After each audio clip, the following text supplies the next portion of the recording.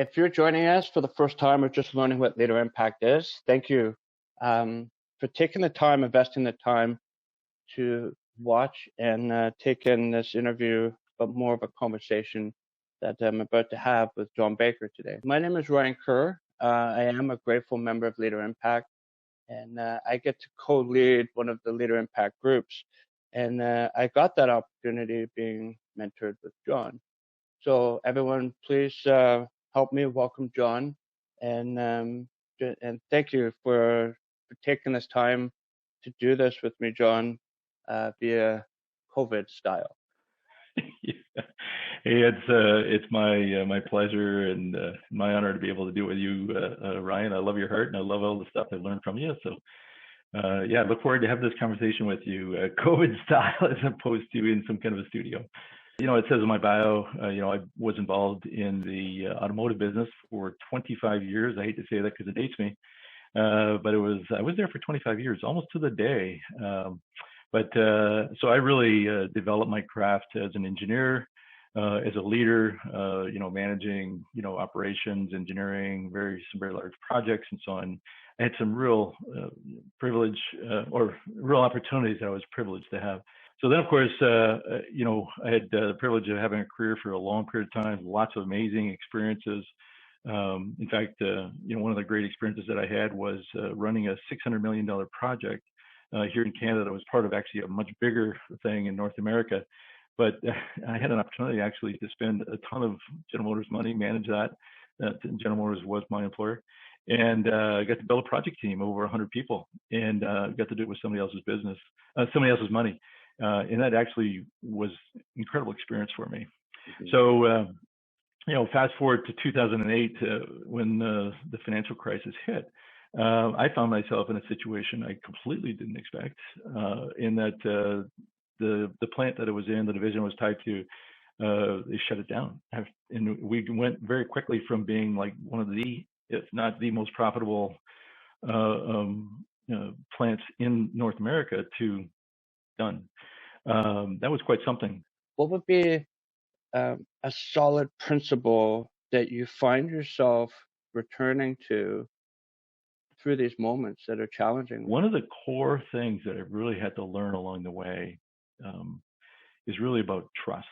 Trust and values, how foundational those are. And it's interesting. I've always been I grew out of an experience where, one of the things that I learned early on in life is that, for me to be accepted just based on my experiences, my personality, and so on, but for me to be accepted, I needed to be successful. Mm. So for me, I knew I was smart. I could figure things out. I had, able to work hard, and so, I really pursued success. But it was one of those, things where it's like, if it's going to be, it's up to me, kind of success. Right. And the outcomes were most important for me, and lots of dead bodies relationally behind me. But hey, that's collateral damage, right? Right. And one of the big things that I had to learn is I've worked to integrate, my spiritual life and my professional and personal life, is this thing about who am I really following and what am I really following? And I realized that success was my God.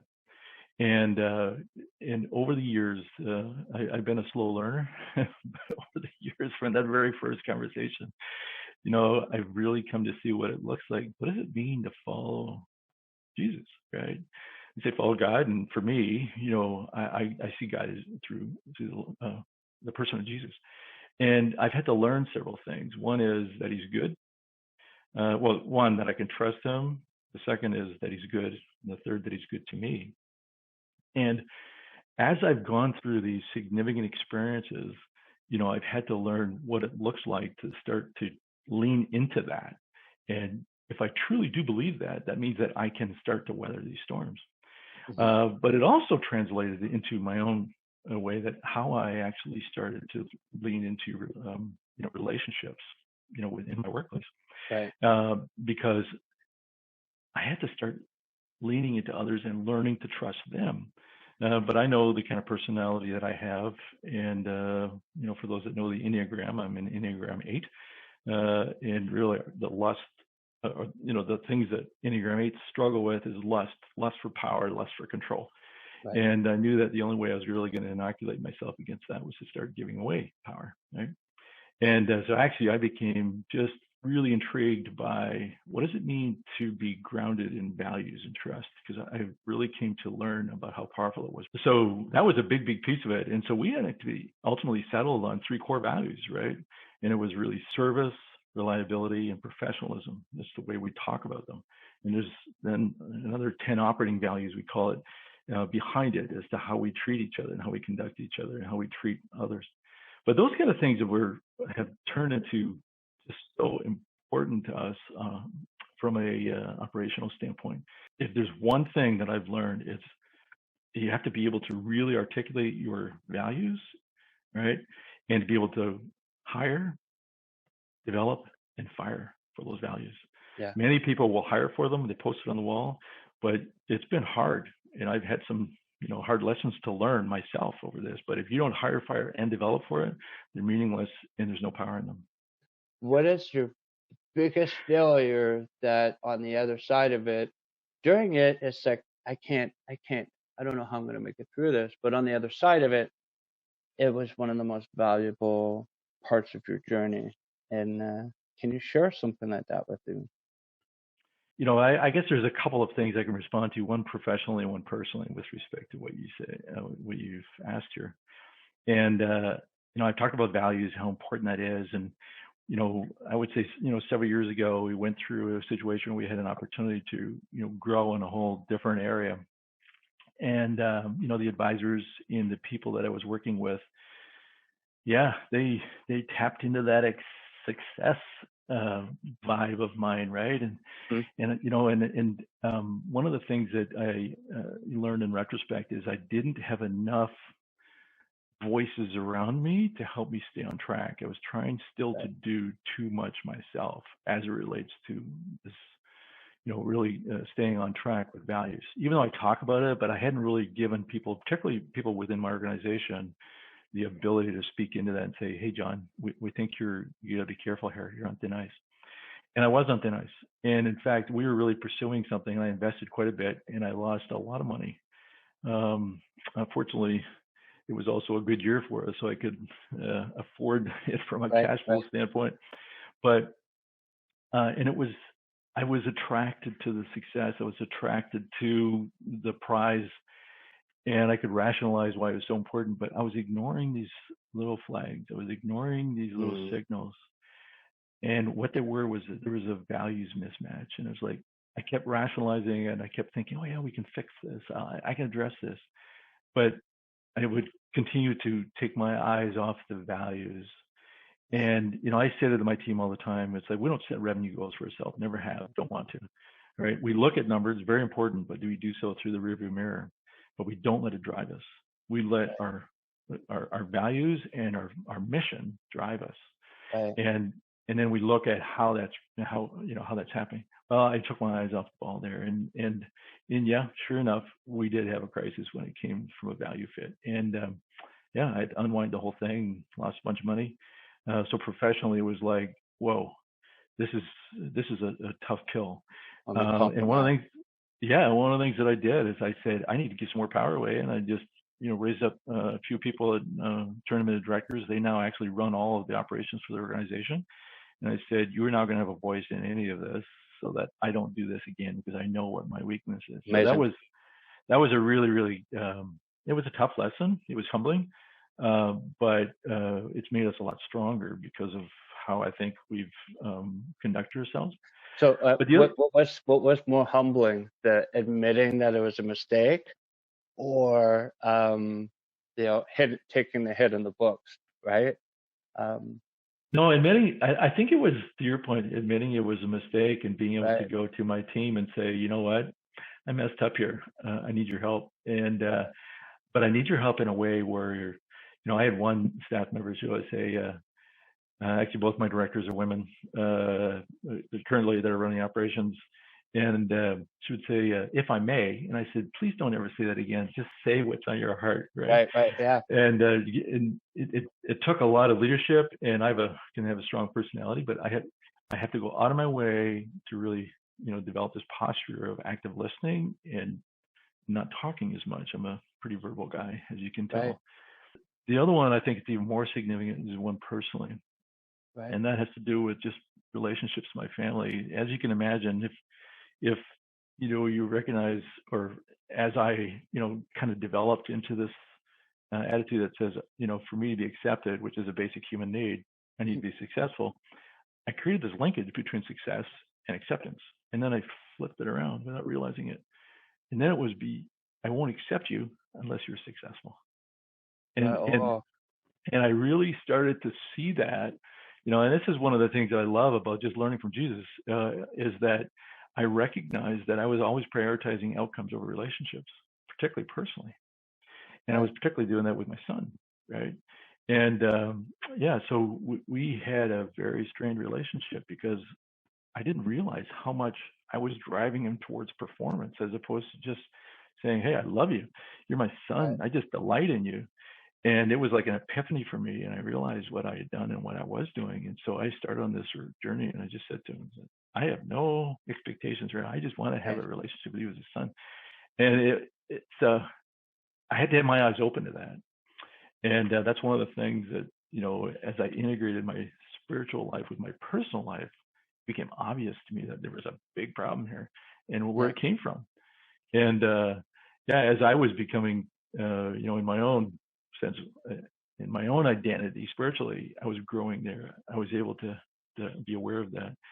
At Leader Impact, we grow personally, professionally, spiritually, to increase impact where our groups are and where Leader Impact is. And um, would you be able to share an example of how the spiritual part of it makes a practical difference in your life as a leader?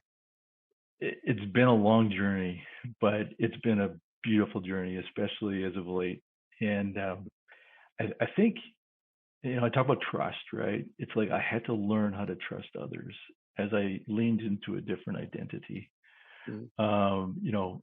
And I realized that we all need a compass. Like we live in a very secular, certainly here in North America, extremely secular. It's like keep your silos, your personal life, professional life, Yeah. and your spiritual life. If you have it, that's okay for you. But I've really come to see that, the spiritual dimension of my life is really my compass that affects everything else. And the way that's really manifested itself is this: as I've chosen to follow Jesus, right, and not just truly learn from him, because I don't think there was ever a greater leader, a greater human being. There isn't. He ultimately shows us what it means to be a leader and a human being. And I've had to learn it's about being a steward, not an owner. It's about giving. It's about love. It's about caring. And the huge transition for me was going from outcomes being prioritized to relationships being prioritized.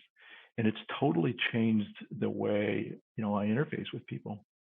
Now, don't get me wrong, I'm still a very outcomes-based person, Mhm. and I talk about in our business, we talk about profit is number 3. Very important, but it's number 3. Our team is first, our customers are second, and our profit is third, right? Without profit, you die. But it's not the primary thing. And the same thing here, outcomes are really important. But what I found is I've leaned into relationships, with people that share the same set of values and mission that I share. I can trust them, right? Because we've agreed on how we're going to operate. We've agreed, and we're actually we're get to be creative together. We just started we just launched, or actually just agreed with a number of we call service partners for our new division, as we continue to build up our service portfolio and also our team. We had different people come together that were role practitioners, say, hey, how do we collaborate and work together? And one of the things that I did was I said, I want you to go away and just answer some of these questions. How are you going to work together? What's it going to look like? What's the workflow? All those things. And then I came back and say, okay, tell me about it. Are we in? And they said, first thing, we are so thankful that you let us actually have this conversation without you, Right. Right. and craft it and be creative. And that's the beautiful thing that I've learned, is as I've really learned to embrace people that share my mission and my values, it's like my job isn't to say, hey, I'm the smartest person in the room. This is how I want to do it. It's like, I'm not. it's like, how do I unlock creativity in these people and help them, find meaning in their work? And it's really actually it's taken a ton of stress and anxiety off of me, and it just is actually made it fun. But for me, it really is about learning how to invest in others, because that's what I've seen. The Right. ultimate, person that poured himself out was Jesus. And for me, it's like, yeah, as a follower, I don't just agree with him. I have to do what he says if I'm going to follow him. And what I'm finding is it's allowing me to have that abundant life that we talk about in Leader Impact. Am I there yet? No. Am I struggling? Absolutely. But it has had such an impact on my relationships in such a positive way, and I'm having to learn all the time. Thank you, John. Like, those are the things I really wanted to ask you. And as a leader, and as also a leader in Leader Impact. So if this is something for you, and you enjoyed picking up some things from this conversation with John, then I encourage you to accept the invitation and join Leader Impact. And John, thank you for your time. And this conversation and this relationship, I believe, is the essence of what we truly want to do at Leader Impact, is to develop meaningful relationships and how we can impact the outside world together.